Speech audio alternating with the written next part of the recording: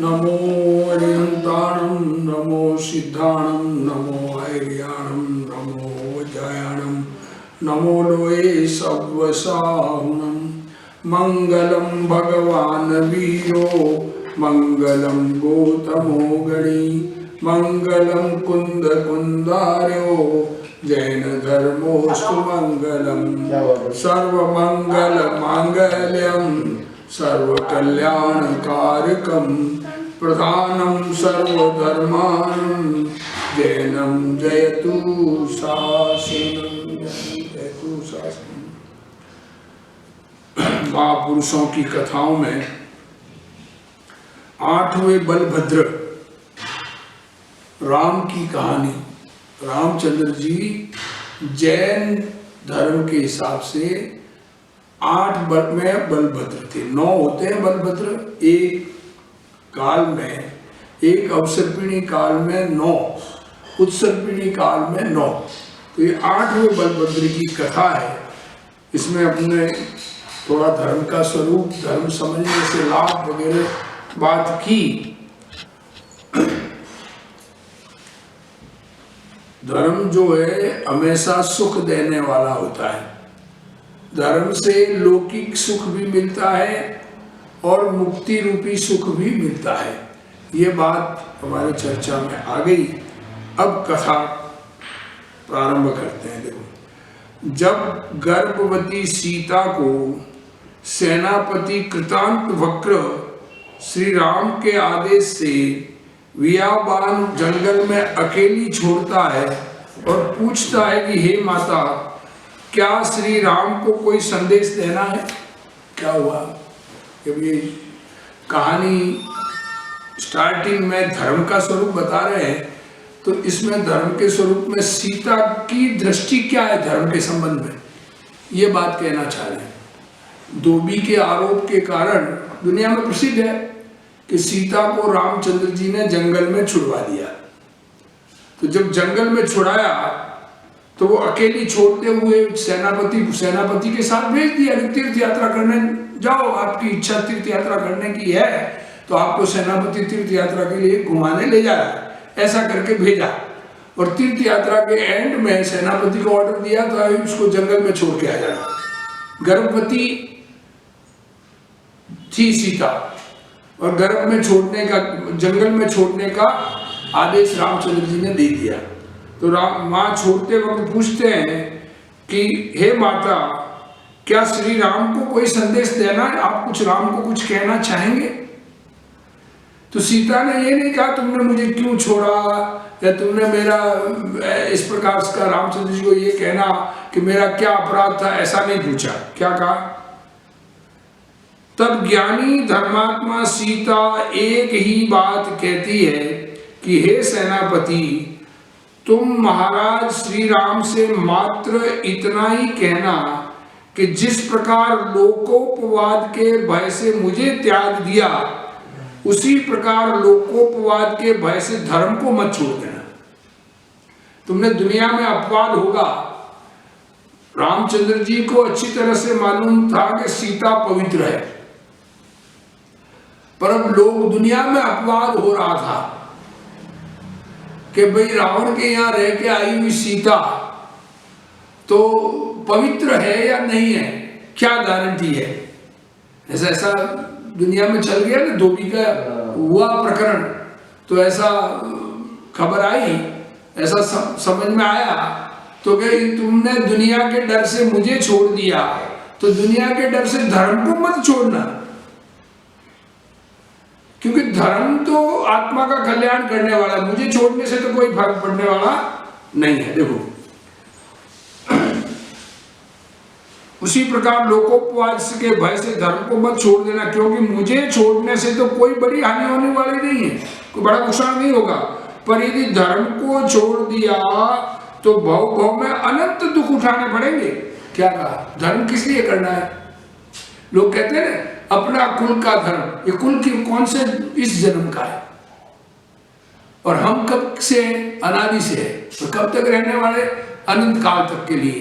तो ये इस एक जन्म के कुल के हिसाब से धर्म होगा या अनादि अनंत हमें रहना है उस हिसाब से धर्म होगा? क्या कहा? अगर गलत धर्म को हमने अंगीकार किया तो हमें अनंत दुख उठाने पड़ेंगे, अनंत काल तक। इसलिए सत्य धर्म समझकर अपना कल्याण करना। लोक में सच्चे धर्म की निंदा करने वाले भी कम नहीं है। सच्चे धर्म की भी निंदा करते, खाए के नग्न कोई घूमा जाता है क्या? नग्न कोई घूमते अच्छे लगते हैं क्या? है? ऐसा करके निंदा करते हैं। दुनिया कुछ भी कहे, पर सत्य धर्म जो है, जब आत्म स्वरूप में एकाग्रता विशेष होती है, तब इच्छा का अभाव हो जाता है, तो वस्त्र रखने का परिणाम ही नहीं होता है। किस लिए रखेंगे वस्त्र? वस्त्र तो शर्म से होता है ना, शर्म तो है नहीं। अपने स्वरूप में एकाग्र है, जंगल में रह रहे हैं और किसी के प्रति कोई विकारी भाव नहीं है। जैसे छोटा बच्चा नग्न होता है तो उसके बारे में कौन कहता है कि नंगा क्यों घूम रहा है, उससे किसी को प्रॉब्लम थोड़ी होती है। वैसे भी मुनिराज भी दिगंबर दशा को धारण करके वीतरागी दशा के सन्मुख होने वाले उनका नग्नपना भी कोई प्रॉब्लम करने वाला नहीं होता है। तो वैसा निंदा करने वाला तो करे, तो सत्य धर्म को समझना छोड़ना नहीं। लोकोपवाद से डरना तो अच्छा है, क्या लोक अपवाद से डरना तो चाहिए, पर इतना नहीं कि न्याय अन्याय का भी ध्यान न रहे। अन्याय हुआ ना, सीता गर्भवती थी, बच्चों का जन्म होना है और उसको जंगल में अकेली छोड़ना, वहां पर शेर चीता कौन खा जाएगा, किस प्रकार अपना बचाव करेगी, ये भी विचार नहीं किया। तो न्याय अन्याय का विचार नहीं किया। तो इसका न्याय अन्याय का भी ध्यान रखना चाहिए। लोग दुनिया के लोक लाज से डरते कि दुनिया क्या कहेगी, ऐसा डरने का भाव तो आता है, पर इतना नहीं डरना कि अन्याय कर ले हम, ये कहना चाहिए। देखो धर्मात्मा सीता ने इतने बड़े संकट के सम्मुख होने पर भी धैर्य नहीं छोड़ा।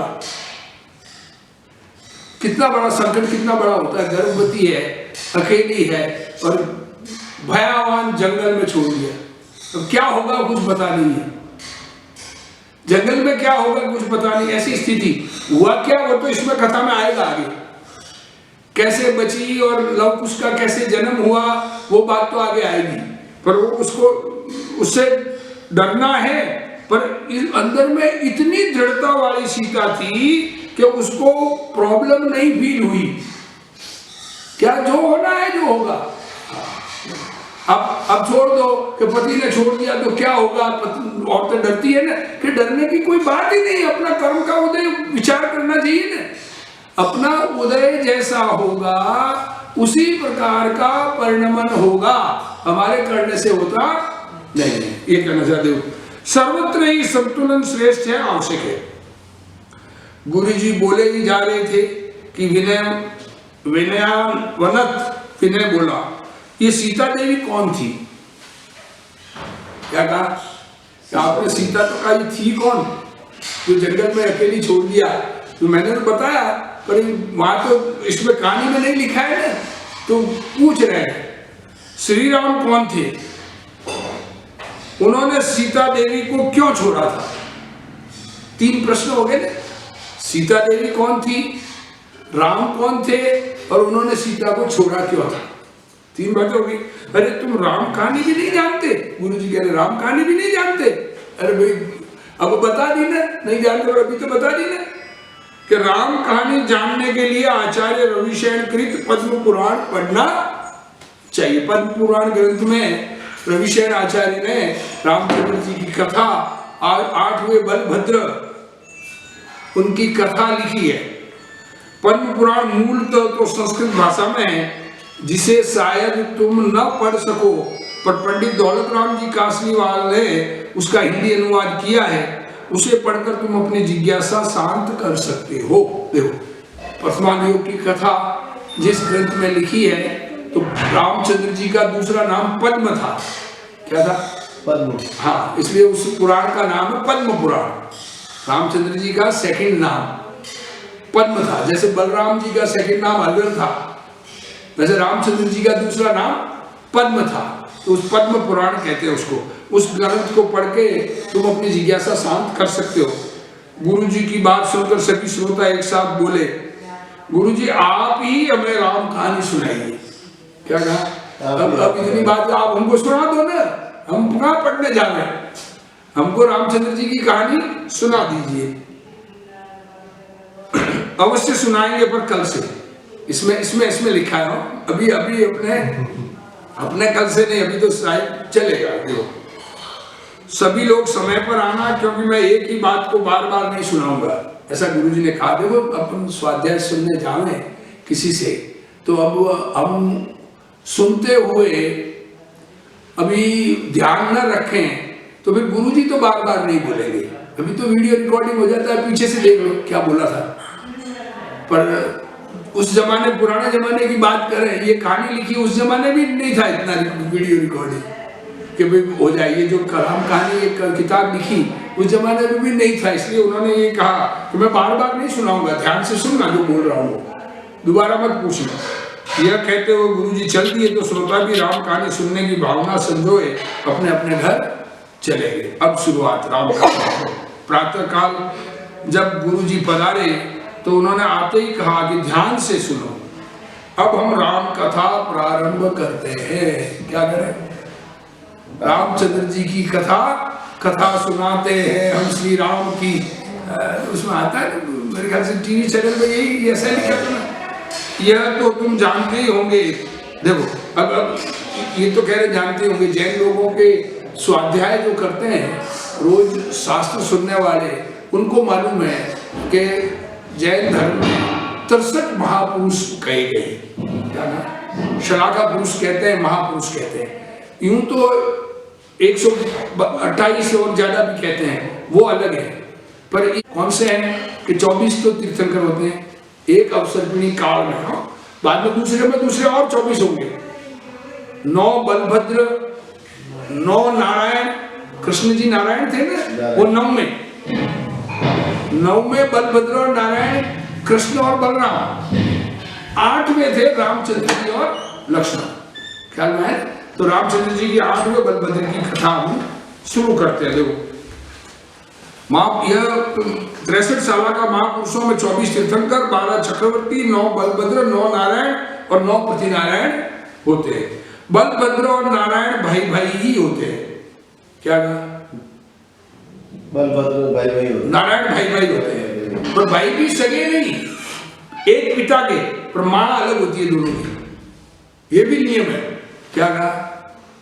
मां अलग, मां दोनों की अलग अलग, पिता एक। क्या कहा? और दोनों में बहुत प्रेम होता है। तो बलभद्र और नारायण भाई भाई होते हैं, और पृथ्वी नारायण 3 खंड का मालिक। जो नारायण तो बलभद्र भाई हो गए, पृथ्वी नारायण में जिसको हराकर नारायण बनता उसको कहते हैं पृथ्वी नारायण। जैसे कृष्ण जी के टाइम में जरासंध, वैसे ही लक्ष्मण जी नारायण थे, इनके टाइम में रावण। तो क्या कह रहे? 3 खंड का मालिक अर्ध चक्री सम्राट होता है, लड़ाई तो लड़ता है वो, 3 खंड जीतता है। अब 3 खंड तो ख्याल में है, 3 खंड कैसे होते हैं वो बताए थे। 3 खंड जीतता है। 6 खंड का अपना भारत क्षेत्र जो है ना, 6 खंड है इसमें। पीछे सोफे की उसके हिसाब से बनी हुई है। चौकोर के अंदर बीच में पहाड़, हाँ, 3 ऊपर 3 नीचे। चौकोर नहीं है, गोल है ना। हाँ, द्वीप को गोल के अंदर, जम्बूद्वीप गोला है। गोले के दक्षिण साइड में, जो दक्षिण साइड का कॉर्नर है, उस कॉर्नर के बीच एक पर्वत है। कुल 6 पर्वत है, उससे 7 खंड होते हैं। एक बड़ा पर्वत जिसको हेमवत पर्वत कहते हैं, उस पर्वत के नीचे भरत क्षेत्र है, और बीच में एक और पर्वत है। तो ये 2 टुकड़े हो गए। और उस हेमवत पर्वत से 2 नदियां निकलती है, एक गंगा और सिंधु। तो कितने हो गए? 6 टुकड़े हो जाएंगे। 6 टुकड़े हो जाएंगे। ये 6 खंड कहे जाते हैं। 6 खंड में से जो नीचे वाला पर्वत है, जिसको वेताड़ी पर्वत कहते हैं, उस पर्वत के नीचे का हिस्सा जो जीतता है, वो 3 खंड है, वो होता है अर्धचक्री। और हेमवत पर्वत तक पूरा हिस्सा जो जीतता है वो होता है चक्रवर्ती। तो वैसे चक्रवर्ती 12 होते हैं जो छखंड को जीतने वाले होते हैं, तीर्थंकर 24 होते हैं, और ये नारायण, बलभद्र और प्रतिनारायण ये 9 होते हैं। ये 63 महापुरुष एक अवसर्पिणी काल में होते हैं। देखो, तो 3 खंड का अधिपति अर्धचक्री सम्राट होता है। अर्धचक्री सम्राट प्रतिनारायण को युद्ध में पराजित कर, देखो जो अर्धचक्री बन गया है, जीता 3 खंड को किसने? प्रतिनारायण ने। और नारायण क्या करता है? उसको जीत कर राजा बनता है। जीरो से चालू प्रतिनारायण ने किया। हाँ, जीरो से चालू प्रतिनारायण ने किया। चक्रवर्ती तो 6 खंड को खुद जीतता है और राज्य करता है, पर ये अर्धचक्री प्रतिनारायण जीतता है और नारायण उसको हरा के खुद 3 खंड का अधिपति बनता है। ये हिसाब है। तो पराजित कर नारायण अर्धचक्री सम्राट बनते हैं। ये प्रकृति जन्य शाश्वत नियम है। ये ऐसा ही नियम है। राम, लक्ष्मण और रावण भरत क्षेत्र के इस अवसर्पिणी काल के 8वें बलभद्र, 8वें नारायण और 8वें प्रतिनारायण थे। क्या कहा? 9 होते थे। तो पहले तो नाम सुना होगा त्रिपृष्ठ वासुदेव, नाम सुना? नहीं सुना। आपके सुनने का काम। पहला हो गया त्रिपृष्ठ, हाँ, और अंतिम हो गए कृष्ण नारायण। द्विपृष्ठ ऐसे ऐसे करके कुल मिला के 9 नारायण हुए, 9 ही बलभद्र हुए। 9 में से 8 तो मोक्ष गए, एक कृष्ण जी के भाई स्वर्ग गए, हाँ, एक स्वर्ग गए, बाकी नारायण सब नरक जाते हैं और प्रतिनारायण सब नरक जाते हैं सीधे। वहां से निकल के तीर्थंकर बनेंगे वो अलग बात, सीधा नरक जाते हैं, क्योंकि काम ही ऐसे करते हैं। नारायण क्या काम करता है? विचार करना, आपने विचार करेंगे तो ख्याल में आएगा। जो चरित्र पढ़ेंगे नारायण का, कृष्ण जी का चरित्र पढ़ो, लक्ष्मण का चरित्र पढ़ो, जो भी पढ़ेंगे तो उसमें वो ऐसे ही काम है उनके। और लालसा अधिक वाले होते हैं तो वो परिग्रह में अधिकता की भावना से नरक आयु का बंध करते हैं। 20वें तीर्थंकर मुनि सूरत नाथ के काल में उत्पन्न राम और लक्ष्मण कब हुए? ये अपने 24 तीर्थंकर है ना, 24 में से 20वें तीर्थंकर का नाम है मुनि सूरत। ऋषभ अधिक संभव अभिनंदन ऐसा करके इन्हें तो शांतिनाथ, कुंथुनाथ, अरनाथ, मल्लीनाथ और फिर मुनि सूरत स्वामी। तो मुनि सूरत स्वामी के तीर्थंकर हुए, वो मोक्ष पधार गए, पर उनका काल गिना जाता है। जब तक नया तीर्थंकर नहीं होता, 21वां नहीं हुए, तब तक उनका गिना जाता है। उस काल में ये राम लक्ष्मण हुए। मतलब बहुत, अभी ये हिंदू धर्म तो 7-8 हजार 10 हजार वर्ष की कथा कहता है, ऐसा नहीं है, लाखों वर्ष पहले की बात है ये। राम और लक्ष्मण अयोध्या के इक्ष्वाकु वंशी, अयोध्या के इक्ष्वाकु वंशी, अयोध्या में जन्म हुआ, अर्थात सूर्यवंशी राजा दशरथ के पुत्र थे। ये तो सब हिंदू धर्म भी मानता है, दशरथ के बेटे थे। दशरथ के 4 रानियां थी, अभी हिंदू धर्म वाला 3 कहते हैं। 4 रानियों के 4 पुत्र थे। क्या कहा? 4 रानियां। हाँ, इस बाकी और पुत्र हो या नहीं उसकी बात नहीं है, 4 मुखी की बात। राम, लक्ष्मण, भरत ने शत्रुघ्न। हाँ, राम, लक्ष्मण, भरत, शत्रुघ्न। इस वंश का नाम रघुवंश और राजा दशरथ के दादा अतिशय पराक्रमी राजा रघु के नाम पर चल पड़ा था। क्या कहते हैं? बहुत उनके दशरथ के पूर्वज रघु नाम के एक राजा थे, उनके नाम से रघुवंश कहते हैं। रघुकुल रीत सदा चली आई, पर वचन न जाए। राजा रघु के पुत्र का नाम अनरण्य बड़ा, क्योंकि उन्होंने लोगों को बसाकर देश को अनरण्य वनों से रहित कर दिया। क्या कहा? खूब मकान बनाए, खूब महल बनवाए लोगों के रहने के लिए। रघु के बेटे ने, राजा अनरण्य के 2 पुत्र थे। क्या कहें? अब ये न सुना हो तो ख्याल में आए, ये बात भी सच्ची और आगम से युक्त है। क्या कह रहे हैं? राजा रघु हुए, रघु के 2 बेटे अनरण्य उसका नाम था। उनके 2 बेटे, एक तो अनंत रथ और एक दशरथ। क्या कहा? दो नाम, दो बेटे, अनंतरथ और दशरथ। एक दिन राजा अनन्य महल में बैठे थे, तब दूत ने आकर सूचना दी कि आपके मित्र राजा सहस्त्र रश्मि रावण से पराजित होकर प्रतिबोध को प्राप्त हुए। देखो रामचंद्र जी के दादा अनन्य, उनके टाइम में रावण हो गया, जो सब 6 खंड को जीतने निकला हुआ था और पराजित कर रहा था सब राजाओं को। तो ये सहस्त्र रश्मि नाम का राजा था, उसको रावण ने पराजित किया तो वो मुनि बन गया।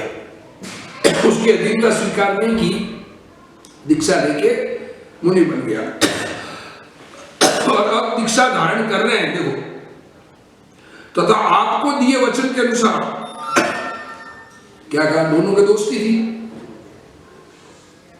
तो दोनों ने तय किया था कि एक दीक्षा लेगा तो दूसरे को समाचार भेजेगा, ताकि वो भी दीक्षा में साथ आ गए। क्या दीक्षा लेना बहुत बड़ा काम है, मुनि बनना बहुत बड़ा काम है और महान काम है। मुनि बनना मीन्स आत्म कल्याण में अग्रसर होना है, पर सच्चा बनना है। मुनि सबके पूज्य, देखो पांच नमस्कार करते ना, नमो अरिहंताणम, नमो सिद्धाणम, नमो आर्याणम, आचार्यों को नमस्कार, ये मुनि आचार्य भी, नमो उपजायाणम और नमो लोए संसारम, ये 5 परमेष्टि कहे जाते हैं। तो मुनि परमेष्टि, उस पद में शामिल होने वाला कितना अंदर परिणामों में निर्मल होगा, ये सोचने की बात है। मित्र के वैराग्य के समाचार सुनकर राजा अनन्य भी दीक्षा लेने को उद्यत हुए और अपने बड़े पुत्र अनंत रथ को बुलाकर बोले कि मैं इस दुखमय संसार से पार होने के लिए मुनि व्रत लेना चाहता हूं। देखो क्या कह रहे हैं राजा अयोध्या के नरेश, और कह रहे हैं ये संसार दुखमय लग रहा है मुझे, मैं छोड़ के जा रहा हूं। देखो सब रानियों सहित अब वेगों में सुख है, विचार करना है इससे। क्या लगता है हमको, क्या लगता है धन होगा तो सुख होगा, इज्जत होगी तो सुख होगा, दुनिया बड़ा कहे तो सुख होगा। हमको लगता है उसने उतने पैसे कमा लिए इसलिए बड़ा आदमी है, ऐसा कुछ नहीं है। देखो इतने बड़े राजा त्याग करके मुनि होने के लिए और अग्रसर हो रहे हैं। तो कहा मैं तो मुनि बन रहा हूं, बड़े बेटे को कहा तुम राजा बनो, ऐसा कह रहे थे। अतः अब ये राज्य तुम संभालो और इसके अलावा भी अगर तुम्हारी कुछ और इच्छा हो तो कहो। देखो क्या कहा, बड़े बेटे को पहले राज बड़े बेटे को देते, तो अनन्य रथ को कहा कि भाई तुम्हारी कोई और इच्छा हो तो बोलो, मैं तो तुमको राजपाट सौंप के जा। तो देखो बेटा क्या कहता है, यह सुनकर वैराग्य चित्त अनंत रथ बोले, अनंत रथ को बोला अनन्य राजा ने अनंत रथ बड़े बेटे को कहा आपने और कोई इच्छाओं का क्या कहना है, इच्छाएं तो अनंत है, दुनिया भर की चीजें दे दो ना। कोई तो क्या तीव्रगामी विमान भी कहीं ना कहीं विश्राम लेते ही है, तेज दौड़ने वाला विमान भी रुकता है कि नहीं रुकता, हवाई जहाज भी। कल्पनाओं की भी सीमा होती है, स्वप्न भी जागृत अवस्था में अपनी गति बंद कर देते हैं। विचार संकलाओं की किसी एक केंद्र बिंदु को पाकर थम जाती है, पर इच्छाओं का कोई अंत नहीं है। हवाई जहाज भी रुक जाता है, हवा भी कहीं कहीं अटक जाती है, पर इच्छाएं तो रुकती नहीं है, एंडलेस है, उसका तो एंड ही नहीं आता है। एक अनंत इच्छाएं हैं, एक इच्छा की पूर्ति हो तो और चाहिए, एक इच्छा की पूर्ति हो तो और चाहिए। तो क्या कहा, इच्छा न थमती है, न विश्राम करती है, न अपनी गति बंद करती है, न ही तृप्त होती है, अपितु हर पल हर क्षण बढ़ती रहती है। क्या कहना है, देखो बेटे को वैराग, तो ये वज्रजंग राजा की एक कथा आती है। वज्रजंग राजा हुए चक्रवर्ती, यहाँ नहीं विदेश क्षेत्र, विदेश क्षेत्र दूसरा, ये अपना ये भरत क्षेत्र है ना, ऐसे विदेश क्षेत्र घात की खंड का विदेश, वहां के राजा चक्रवर्ती वज्रजंग चक्रवर्ती, तो वो उद्यत हुए दीक्षा लेने के लिए मैं मुनि बन रहा हूँ। तो उसके 100 पुत्र के 1000 पुत्र मुझे याद नहीं सही, तो बेटों को बुला के कहा कि मैं तो दीक्षा ले रहा हूँ। तो कहा आप क्यों दीक्षा ले रहे हो? कि इनमें सब में सुख नहीं है, छोड़ रहा हूं। तो आपको सुख नहीं लग रहा है, जो आपको दुखदाई है वो हमको देना चाहते हो, हम क्यों दे रहे, हमको भी नहीं चाहिए। क्या कहा? ऐसे करके सारे बेटे भी दीक्षा लेने को तैयार हो गए। आखिर में अपने पोते भी जो थे सब, तो आखिर में एक गर्भवती रानी थी, पोते की पत्नी, उसको राज तिलक करके सबने दीक्षा ली। पूरा परिवार, मतलब हम समझते हैं कि धन में सुख है तो दीक्षा क्यों लेगा, मुनि क्यों बनेगा। ऐसा वैराग्य का परिणाम आता है, जिसको दुख लगे संसार का उसको वैराग्य आता है। संसार में सुख लगता है उसको वैराग्य कहाँ आता है, उसको तो अच्छा लगता है, और उसने इतने पैसे का बड़ा आदमी बन गया। अब बड़ा है ना, बड़ा त्यागी होता है। क्या कहा? त्यागी बड़ा, जो त्यागे सो गुरु हमारा। तो उन्हें त्याग करने की भावना की, देखो कहते अभी तो हर पल हर क्षण बढ़ती रहती है।